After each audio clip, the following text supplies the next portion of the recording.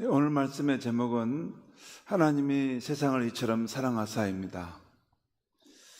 오늘 읽은 말씀은 요한복음 3장 16절에 나오는 하나님이 세상을 이처럼 사랑하셨다라는 주제를 중심으로 펼쳐지는 말씀입니다. 여기서 말하는 세상이란 하나님이 지으신 온 세상도 되지만 무엇보다 하나님의 형상으로 지으신 모든 인류를 의미합니다. 지금 북중미에서 월드컵이 열리고 있죠. 우리 국가대표팀이 지난주에 멋진 첫 승을 거두었습니다. 정말 잘했습니다.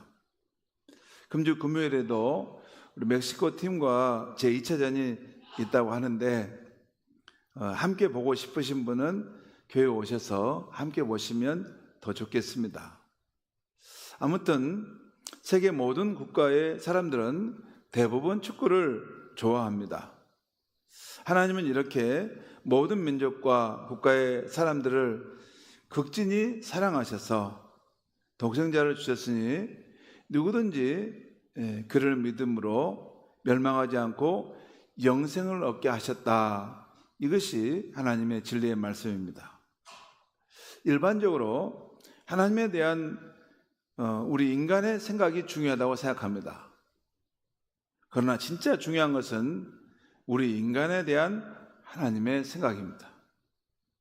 천지의 주인이신 하나님이 인간을 어떻게 생각하느냐, 또 어떻게 인간을 사랑하느냐가 중요합니다. 인간이 하나님에 대한 생각을 갖는 것은 감정의 기복에 따라 변화되고 또 사람마다 다른 기준으로 생각하는데 중요한 것은 우리를 창조하신 하나님이 인간의 상태를 어떤 상태로 보느냐, 또 인간 안에 허물과 잘못이 있을지라도 인간 안에 있는 어떤 부분을 보고 우리를 사랑하신다라고 하는 이런 관점이 사실 진짜 중요한 것입니다. 그런데 오늘 성경 말씀은 하나님께서, 우리를 지으신 하나님께서 인류를 지극히 사랑하셨다, 극진히 사랑하셨다라는 말씀을 하고 있습니다. 교회 다니는 믿음 생활이란 점점 하나님의 깊은 사랑을 알아가는 과정이라 하겠습니다. 아동기, 청소년기, 질풍노도와 같은 청년기, 장년기, 원숙기를 거치면서 자신이 바다 같은 하나님의 사랑 가운데 살고 있음을 깨달아가는 것입니다. 여러분, 유치원 다니는 아이나 초등학교 1, 2학년 아이가 하나님의 사랑을 설명하면 알아듣겠습니까? 경험이 없기 때문에 하나님의 사랑을 말해줘도 그것이 추상적으로만 여겨지는 것입니다. 그런데 청소년기를 다니면서 왕따도 당해보고 또 질풍노도와 청년기를 거쳐보고 또 결혼하고 또 아이를 낳고 기르면서의 그 쓴맛과 기쁜 맛을 다 경험하고 또 인생의 나이가 들어서 몸이 아프고 또 건강을 잃어가고 우리 자신이 상실돼 가는 것을 느낄 때 이런 인생의 희노애락을 거쳐가고 나서 생각해 보면 하나님이 지금까지 나를 정말 사랑해 주셨구나 하는 것을 깨달아가게 되는 것입니다. 여러분, 모든 것이 화려하고 건강하고 다 갖출 때는 뭐가 뭔지를 몰라요. 그런데 때로는 인생의 골짜기를 지나가고 또 상실의 아픔을 겪고 또 건강을 잃어보게 되면서 이전에 내가 그렇게 잘 살고 평안했고 건강했고 참 가정에 화목함을 있었던 것은 하나님이 지켜주신 놀라운 사랑이었구나 하는 것을 깨달아간다는 것이에요. 큰 바다에서 태어난 어린 물고기가 바닷속을 마음껏 헤엄쳐 다니면서 바다가 주는 모든 생명의 혜택을 받고 삽니다. 바다가 주는 혜택이 물고기에 얼마나 고맙습니까? 어떤 한 물고기가 큰 바닷속에 태어나가지고 거기서 이제 살게 된 거예요. 그러면 거대한 바다의 넓은 곳에 자유롭게 이렇게 헤엄쳐 다닐 수 있는 거, 또 그리고 따뜻한 햇빛이 바닷물까지 비춰오는 거, 또 그리고 플랑크톤과 이런 먹을 것이 풍성하게 있고 자기의 몸을 피할 수 있는 수초도 있고, 이런 바다가 줄 수 있는 모든 생명의 혜택을 다 누리는데, 그 물고기가 처음 태어날 때부터 그 바닷속에 살다 보니까 당연하게 다 이것이 주어진 줄 알은 거예요. 아니죠. 당연한 것이 아니에요. 그래서 처음에는 당연한 줄 알았다가 뒤늦게야 이 은혜와 사랑으로 자기가 살아왔다는 걸 생각하면서 고마움을 깨달아가는 것, 이것이 하나님 사랑을 알아가는 세계입니다. 성경은 세상을 창조하신 하나님이 우리 인간을 사랑하셨다는 진리를 계속해서 말씀합니다. 이것을 너무나 성경에서 많이 말하기 때문에 다 그걸 펼치려면 너무나 많은 시간을 걸려요. 근데 그 성경에서 하나님이 우리 인간을 사랑하신다는 것을 대표적으로 몇 구절만 보겠습니다. 로마서 5장 8절에 우리가 아직 죄인 되었을 때 그리스도께서 우리를 위하여 죽으심으로 하나님께서 우리에 대한 자기의 사랑을 확증하셨다. 그러니까 하나님이 그 사람을 사랑하신다는 것이 계속 하나님이 말씀을 통해서 전했고 또 선지자를 통해서 보냈는데, 하나님이 우리를 사랑하신다는 것을 확실하게 보여주기 위해서 그의 아들을 보내셨는데, 그리스도로 보내셨고 그분이 우리를 위해 죽으셨다라는 것이에요. 그리고 에베소 2장 4절과 5절에 보면 긍휼이 풍성하신 하나님이 우리를 사랑하시는 그 큰 사랑으로 인하여 허물로 죽은 우리를 그리스도와 함께 살리셨고, 하나님은 누구신가? 긍휼이, 자비하심이 풍성하신 분이라는 거예요. 근데 그분이 우리를 사랑하시는 그 큰 사랑으로 인해서 우리를 그리스도와 함께 살려주셨다는 거예요. 제가 참 힘듭니다. 왜냐하면 이 하나님의 어마어마한 사랑을 이렇게 필설로 말로 설명해 내는데 아마 어렵습니다. 아무튼 큰 사랑인데 저게 큰 사랑이 있다는 거죠.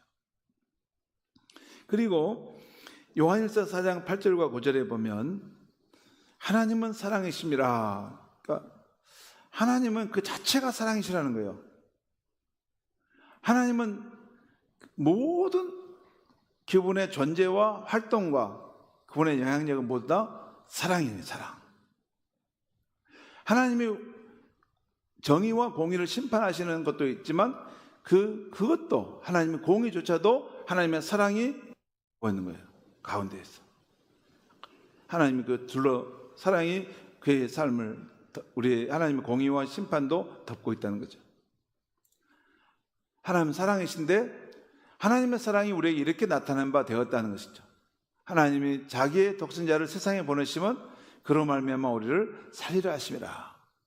하나님이 우리를 사랑하시는 것을 나타난 것이 하나님의 하나밖에 없는 그 외아들을 우리 가운데 보내주었다는 거예요. 그리고 그 아들로 말미암아 우리를 살리려 하셨다.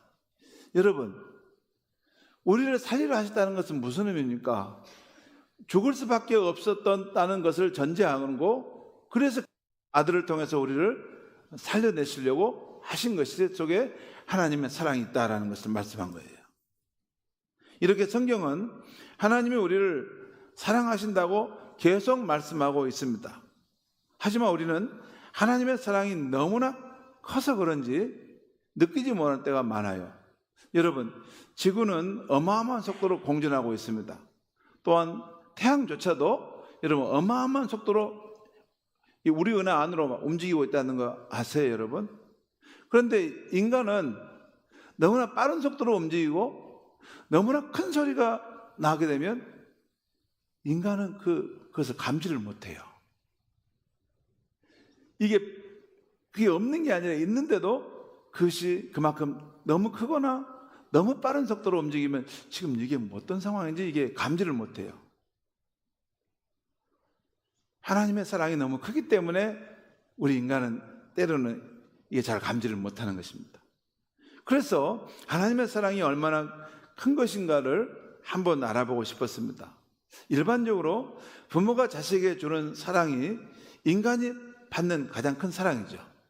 아마 그게 최고의 사랑일 거예요. 그래서 우리 교육자들에게 지금도 생각하면 가슴이 찡해지는 부모님의 사랑 가운데 기억나는 것을 한 번씩 말해봅시다 했더니, 군 입대할 때 아버지가 눈물을 글썽거리는 모습에서 아버지가 나를 사랑하시는구나. 또 어렸을 때 병치레가 잦았는데 어머니가 무거운 자신을 업고 마을 병원까지 늘 갔다 왔던 그 일을 생각할 때 어머니가 자신을 사랑한다는 거. 또 어머니가 뜨개질을 해서 자기 옷을 늘 지어주었다는 거. 그리고 아버지가 늘 자신을 잘한다고 격려해 주었던 그런 일들을 생각하면서 그 마음이 찡해진 부모의 사랑을 느꼈다는 거죠. 또 고향집을 떠날 때면 어머니가 늘 버스 타는 데까지 함께 와서 배웅해 주었던 일. 그렇죠? 그 자식을 그냥 보내면 좋을 텐데 끝까지 버스 탄 데까지 와가지고, 왜냐면 그리운 마음으로, 그래 잘 또 가면 객지에서 생활 잘하라, 다시 와라 보는데 애틋한 마음으로 자식을 보내는 거. 또 일이 안 풀려서 집에 와 있을 때도 그 자식이 잘 되기만을 바라며 뒷바라지 해주신 부모님들. 이것이 지금도 생각해 보면 가슴이 찡해지는 부모님의 고마운 사랑이죠. 또 교육자들에게 내가 가장 사랑하는 이가 누구냐고 물었더니 대부분 자식이라고 한 것입니다. 그러면 그 자식을 위해서 뭘 해주겠냐고 했더니 어린 자식이 독립할 때까지 내가 지켜줘야겠다. 어떤 분은 약하고 아픈 자식을 생각하면 눈물만 난다는 것입니다. 자기 자신의 생명까지도 내주고 싶은 만큼 그 자식이 사랑스러운 자식이라는 것입니다. 또 어떤 분은 어려운 세상을 헤쳐나갈 자식을 위해서 작은 힘이라도 자기가 되어주고 싶다는 고 하는 것입니다.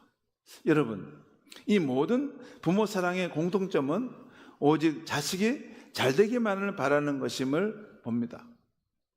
자식이 잘 될 수만 있다면 뭐든 희생하고 무엇이든 내어줄 수 있다는 것입니다.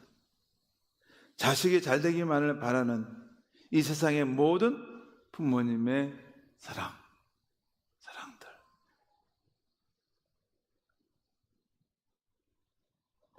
그렇다면 이 부모의 사랑에 비해서 하나님의 사랑은 얼마나 클까 하는 것입니다. C.S. 루이스가 쓴 네 가지 사랑이라는 책이 있습니다. 거기 보면 인간의 네 가지 사랑을 말하는데 혈육적인 사랑, 친구 간의 사랑, 이성 간의 사랑, 부모의 사랑, 그리고 마지막에 하나님의 사랑에 대한 이야기가 나와요. 그런데 이런 인간의 모든 사랑은 그 근원이 하나님의 사랑에서부터 흘러나온다는 거예요. 여러분 그렇죠? 부모에게 있는 그 사랑이 보면 이게 본능적이잖아요. 자식을 위해서는 어떤 것을 희생했더라도 자식이 잘 되기를 바라는 마음. 이게 어디서부터 왔을까요? 누가 이걸 심어줬을까요? 하나님이 사람을 만드실 때 그 사람의 마음에 그것을 심어준 거죠. 여러분 그렇다면 이 부모의 사랑에 비해서 하나님의 사랑은 얼마나 클까요? 최소한 100만 배는 더 큽니다. 100만 배는 더 커. 제가 더 크게 말하지 않은 이유는 왜 그런지 아세요? 더 크게 말해봤자 이게 개념이 잡히지 않기 때문에 말씀 못 드는 거예요. 100만 배 정도까지 해야지 와 하나님 진짜 크는구나 이렇게 생각하겠죠. 하나님의 사랑은 성경에 보면 무한한 사랑, 한이 끝이 없는 사랑이에요. 끝이 없는. 우리 찬송가 불렀던 것처럼 하늘을 두루마리 삼고 바다 물 삼아서 저 산에 있는 그 나무를 꺾어서 하나님의 사랑을 거기다 붓으로 기록해도 다 기록할 수 없을 만큼 하나님의 사랑은 무한한 사랑으로 우리에게 부어진다는 거죠.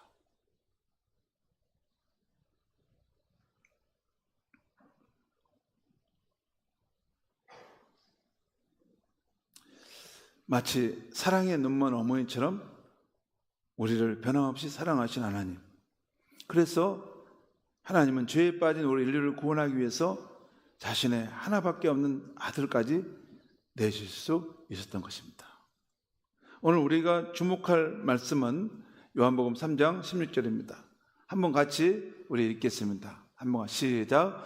하나님이 세상을 이처럼 사랑하사 독생자를 주셨으니 이는 그를 믿는 자마다 멸망치 않고 영생을 얻게 하려 하심이라.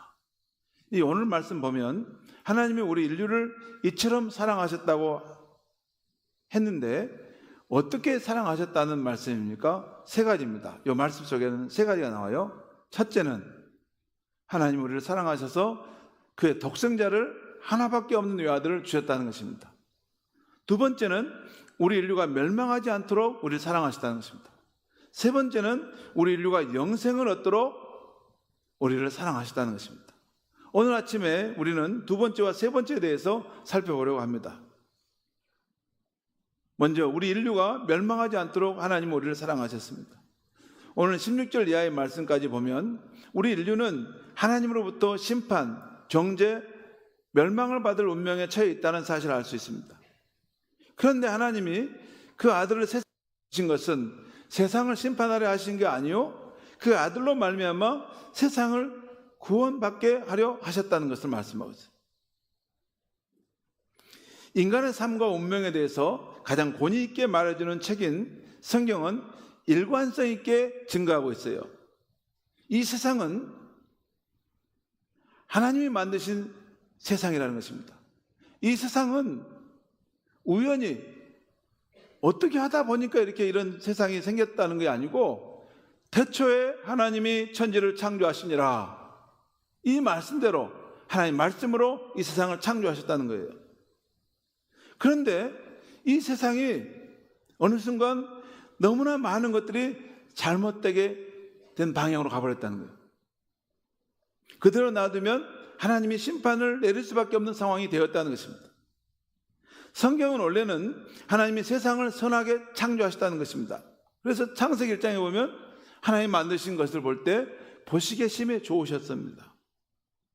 하지만 그 후에 이 세상에 변해버린 것입니다. 그 모습을 창세기 3장에 나오는데 거기 보면 아담과 하와가 마귀의 유혹에 빠져 하나님께 불순종하고 반역의 길을 가는 것이 나옵니다. 그리고 그 이후 그 후손들도 하나님을 인정하지 않고 불순종의 길을 걸어가게 됩니다. 그것이 성경이 말해주는 하나님께서 오늘 우리 세상과 인간을 바라보는 상태의 모습을 말합니다. 로마서 1장 18절 이하를 보면 사람들이 하나님을 알면서도 하나님을 섬기지 않고 감사하지 않는다. 또 자신의 욕망대로 살면서 두려움 없이 죄를 짓는 삶을 산다. 또 에베소 2장을 보면 마귀의 영이 이끄는 대로 사람들은 하나님께 불순종하고 자기 욕심대로 살아서 하나님의 진노를 받을 처지가 되었다는 것입니다.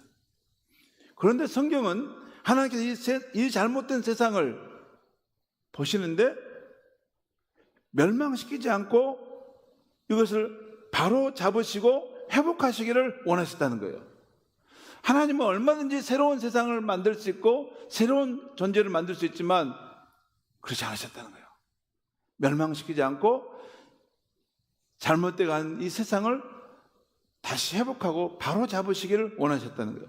그래서 결국 하나님의 아들 예수님을 이 세상을 구원하시는 분으로 보내셨다는 거예요.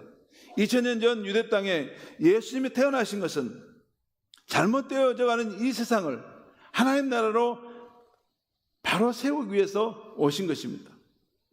성경의 기록을 보면 예수님은 우리 인류를 죄의 심판에서 구원하시기 위해서 친히 우리 인류의 죄를 짊어지시고 골고다 십자가에서 피 흘려 죽으신 것입니다. 그리고 장사된 지 사흘 만에 부활하십니다. 이로써 예수님은 하나님의 공의를 이루시고 우리 인류가 구원받는 길을 여십니다.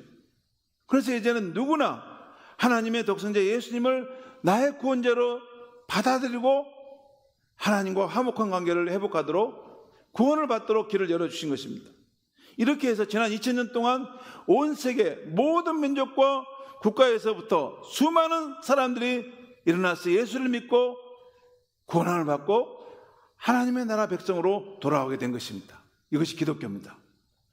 지금 지구상에 25억 정도 되는 사람들이 이 크리스찬 예수를 주로 믿는 사람들이 됐는데, 지난 2000년 동안 이 기독교 복음이 전파되는 곳마다 예수님께서 열어놓으셨던 그 구원의 길, 생명의 길을 따라 하나님께 돌아오고 그 영원한 생명을 얻는 그 축복을 받게 된 것입니다.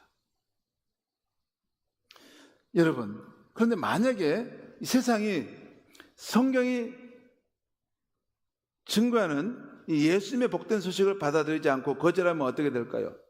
히브리서 9장 27절에 보면 한 번 죽은 것은 사람에게 정해진 것이고 그 후에는 심판이 있다라는 말씀이 있습니다. 그러니까 사람은 누구나 다 한 번 죽는데 죽으면 끝나는 게 아니라 그 후에는 하나님의 심판이 있다는 것입니다.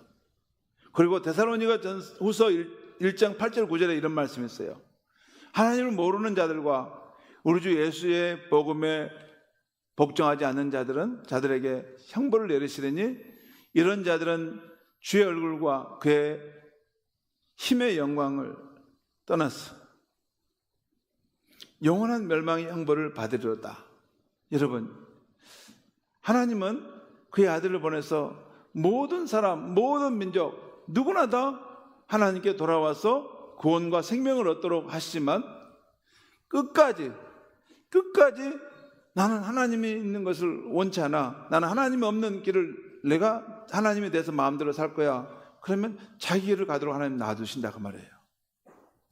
그 말입니다. 이런 자들은 주의 얼굴과 그 힘의 영광을 떠나 생명과 축복과 사랑의 근원이신 하나님을 떠나서 살기를 원한다면 그냥 놔둔다는 거예요. 그런데 그것은 영원한 어둠에 처하는 그런 형벌의 상황으로 떨어진다는 것입니다. 여러분, 이 영원한 멸망의 실체를 가장 잘 아시는 분은 사실 하나님 자신입니다. 그래서 하나님은 이 지옥의 형벌이 어떤 것인지를 너무나도 잘 아시기 때문에 그의 독생자를 보내서 어떻게든지 우리 인류를 구원하시기를 원하셨던 것입니다. 이 엄연한 사실을 알게 될 때 우리 인류가 멸망하지 않도록 그 외아들을 보내주신 하나님께 우리 인류는 감사하는 마음을 가져야 하는 것입니다. 하나님이 세상을 이처럼 사랑하신다고 하신데 어떻게 사랑하셨는가? 두 번째는 우리 인류가 영생을 얻도록 하나님 우리를 사랑하셨습니다. 성경은 하나님께서 죄인인 우리를 심판의 자리에서 건지실 뿐만 아니라 더 나아가서 영원한 생명이라는 선물을 주려고 하셨다는 거예요. 여러분, 원래 하나님이 인간을 지으실 때 그 계획 속에 우리 인간에게 영원한 삶을 주시고자 하는 마음이 있었습니다. 그런데 인간이 하나님께 거역하고 죄를 짓고 떠나가면서 그것이 잃어버린 것이 된 거죠. 예수님이 오신 것은 그것을 다시 우리에게 영원한 생명을 주시고자 오신 것이었습니다. 오늘 14절 말씀을 같이 한번 읽겠습니다. 시작. 모세가 광야에서 뱀을 든 것 같이 인자도 들려야 하려니 이는 그를 믿는 자마다 영생을 얻게 하려 하심이니라. 여기 보면 인자는 하나님 보내신 예수님을 말씀합니다. 예수님은 십자가의 높이 들려야 하려니 이는 그를 믿는 자마다 영생을 얻게 하려 하심이라. 민수기 21장에 보면 광야 여정에서 불뱀에 물려 죽게 된 이스라엘 백성들이 있었는데 하나님이 말씀하신 굴로 된 노뱀을 쳐다보게 되자 그 독이 이게 씻은 듯이 났고 치료받고 살아나게 됩니다. 하나님의 아들 예수님이 우리 대신 달려 죽은 골고다 십자가를 바라볼 때 누구든지 생명을 얻고 구원함을 얻는다는 하나님의 약속의 말씀입니다. 또 오늘 16절에서도 하나님이 세상을 이처럼 사랑하사 독생자를 주신 것, 독생자라는 것은 하나님의 그 외아들을 주신 것은 누구든지 그를 믿는 자마다 영생을 얻도록 하기 위함이다 라고 말씀하고 있어요. 여기서 말하는 영생은 영원한 생명이라는 뜻입니다. 요한복음에는 이 영생, 생명을 이렇게 표현해요. 영생은 조에 아이오니오스고 생명은 조에라는 말입니다. 이 아이오니오스란 말은 영원한, 조의 생명. 그런데 요한복음에서는 이 두 말을 혼용해서 그냥 자연스럽게 씁니다. 영생이 생명이고 생명이 영생이라는 뜻으로. 그 이유는 요한복음에서 이 생명은 하나님의 생명을 의미하기 때문이에요. 여러분, 하나님에게 있는 생명은 그 생명이 있으면 영원한 생명인 것이죠. 이 하나님의 생명은 잠깐 보이다 사라지는 아침 안개같이 짤막한 생명이 아니라 이 생명을 받은 사람이 영원히 살게 하는 생명입니다. 또한 이 하나님의 생명은 덧없는 삶으로 허무하게 끝나는 생명이 아니라 이를 받은 사람이 이 세상에서부터 사랑과 축복과 생명의 근원이신 하나님과 서로 연결되어서 교제하는 삶을 살아가는 참 생명의 능력을 아는 그런 삶이 되게 한다는 것이에요. 양적으로나 질적으로나 이 생명을 받은 사람에게는 참으로 축복이 되는 생명인 것입니다.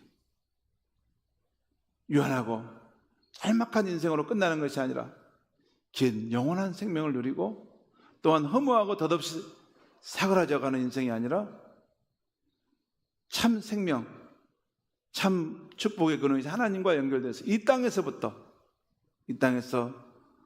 축복과 사랑과 기쁨 가운데 살아가는 놀라운 생명이라는 것이죠. 여러분, 우리는 모두 어렸을 때 가까운 사람의 죽는 것을 본 적이 있을 것입니다. 가까운 사람이 죽는 것을 보고 슬퍼하거나 두려움을 느낀 일이 있을 것입니다. 저는 7살 때 어머니의 손에 잡혀서 순천의 어느 병원을 간 적이 있습니다. 거기에는 어머니의 여동생이 암으로 죽어가고 있었습니다. 저는 광주에 살고 있었는데 어머니가 자기 동생이 암으로 죽어가는 상황에 대해서 그 여동생을 위해서 마지막으로 예수를 믿으라고 복음을 전하고 기도해 주러 가는데 제가 어머니 손에 잡혀서 함께 갔습니다. 어머니가 그 동생을 위해서 기도해 주는데 그 여동생은 사실 제게는 이모이죠. 어머니의 동생이니까 제게 이모가 되는 분이세요. 그런데 그 이모님이 어머님의 기도를 받는데 그렇게 서럽게 우는 것이에요. 죽음이 아직 뭔지 모르는 어린 저로서는 그 모습을 보면서 왜 저렇게 슬퍼하며 울까? 왜 저렇게 서럽게 울까? 하는 아련한 생각만 있었습니다. 그때 어린아이에 죽음이라는 것이 뭔지 모르니까. 그리고 그 후에 한 3주 정도 지나서 이모님은 세상을 떠났습니다. 그리고 그때 그 이모님이 그렇게 서럽게 우는 모습만 내가 제 뇌리에 남아 있었는데 제가 얼마 전에 그 이모님이 그렇게 울었던 것을 알게 될 수 있었어요. 그것은 그 이모에게는 어린 2딸과 한 아들이 있었습니다. 근데 그 젊은 날 그 자식을 놔두고 가려고 하니 그렇게 마음이 아팠던 것 같습니다. 그런데 여러분, 감사한 것은 그 2딸이 커서 지금은 예수를 잘 믿고 행복한 가정을 이루고 살고 있다는 것입니다. 그 어머니가 마지막 복음을 받아들이고 예수를 믿고 가셨는데 그 딸들이 그 어머니의 신앙을 잘 이어받았다는 것입니다. 분명히 나중에 천국에서 그 이모님은 그토록 보고 싶었던 자기 딸들을 만나서 크게 기뻐할 것이라 믿습니다. 여러분, 하나님은 구원자 예수를 믿어 영생을 얻은 사람에게는 3번의 생이 있다는 것을 말씀합니다. 그 3번의 생은 첫 번째는 어머니의 자궁 속에서 살아가는 10개월 동안의 모태에서의 생입니다. 두 번째는 10개월이 되어 어머니로부터 탯줄이 끊어질 때 이 세상에서의 일생이 시작되는 것입니다. 그리고 세 번째는 이 세상에서 한 80년이나 100년을 살았을 때 이 세상에서 우리의 삶을 얽혀매고 있는 줄들이 끊어질 때 천국에서 시작되는 영원한 삶입니다. 곧 엄마 뱃속에서 사는 태생이 있고, 그 다음에 엄마와 연결된 탯줄이 끊어질 때 이 세상에서 살아가는 일생이 있습니다. 그리고 세 번째는 우리를 얽매이고 있는 이 세상의 모든 줄이 끊어질 때 천국에서 시작되게 될 영원한 생명, 세 번째 생명이 있는 것입니다. 요한복음 6장 40절 말씀인데요, 내 아버지의 뜻은 아들을 보고 믿는 자마다 영생을 얻는 이것이니 마지막 날에 내가 이를 다시 살리리라 하시니라. 하나님의 뜻은 아들 예수를 보고 믿는 자마다 영생을 얻는 것이라는 거예요. 영원한 생명. 또 요한복음 10장 28절입니다. 예수님 말씀입니다. 내가 그들에게 영생을 주노니 영원히 멸망하지 아니할 것이요 또 그들을 내 손에서 빼앗을 자가 없느니라. 예수를 믿는 사람에게 주시는 최고의 선물은 영원한 생명을 주신다는 것입니다. 오늘 우리 교회에 처음 나오신 분들이 있으실 겁니다. 진심으로 환영합니다. 우리는 그동안 여러분을 위해서 기도하고 또 기도하고 또 기도했습니다. 하나님께서 여러분을 특별히 사랑하시기에 오늘 이 자리에 나오게 된 것이라고 생각합니다. 우리 성도들이 오늘 이 자리에 초청하고자 더 많은 사람들에게 수없는 많은 초청장을 보내고 또 선물도 주고 관계를 맺고 그랬는데 오늘 우리 교회에 오신 분들이 여러분들이에요. 그걸 보면 하나님이 여러분들은 특별히 사랑하시는 것 같습니다. 특별히 사랑하셔서 오늘 이 자리에 하나님이 인도해 주신 것 같습니다. 오늘 말씀드린 것처럼 하나님께서 세상 만민을 그리고 여러분과 저를 극진히 사랑하십니다. 하나님이 우리를 어떻게 사랑하셨다고 했습니까? 자신의 외아들을 주시기까지 사랑하셨습니다. 또 우리가 멸망하지 않도록 사랑하셨습니다. 그리고 우리가 하나님이 주시는 영원한 생명을 받아 누리도록 사랑하여 주셨습니다. 하나님의 이 진리의 말씀을 믿고 교회를 한번 다녀보겠다고 꼭 마음을 정하실 수 있기를 바랍니다. 만복의 주이신 하나님을 믿는 삶을 새롭게 시작할 수 있기를 바랍니다. 그리고 이 힘든 세상에서부터 우리가 서로 하나님의 사랑의 공동체를 이루어서 힘이 되어주고 천국에서도 영원한 생명을 함께 누리는 복된 사람들이 다 되시기를 축원합니다. 기도하겠습니다. 하나님, 오늘 이 아침에 한생명 전도 주일을 맞아서 하나님이 세상을 이처럼 사랑하사 독생자를 주셨고 우리가 멸망하지 않도록 하셨고 우리에게 영원한 생명을 주시고자 하신다는 말씀을 전했습니다. 하나님, 오늘 처음으로 이 성전에 와서 함께 예배드리는 분들에게 하나님께서 크신 은혜를 베풀어 주셔서 그동안 알지 못하고 살아왔고 그동안 하나님의 마음을 아프게 하고 살아왔던 그런 지난날의 부끄러운 사람들도 있었지만 끝까지 변함이 없는 크신 사랑으로 우리 모두를 품어주셨다는 것을 깨달을 수 있도록 도와주시옵소서. 다함이 없는 그 마음으로 자식을 사랑하는 부모와 같이 하나님이 우리 한 사람 한 사람이 참으로 예수 그리스도 안에서 생명을 얻고 참으로 복된 인생을 살기 원한다는 이 귀한 말씀을 마음에 새기고 하나님 믿는 새로운 삶의 길로 나아갈 수 있게 하여 주시옵소서. 예수님의 이름으로 기도합니다. 아멘.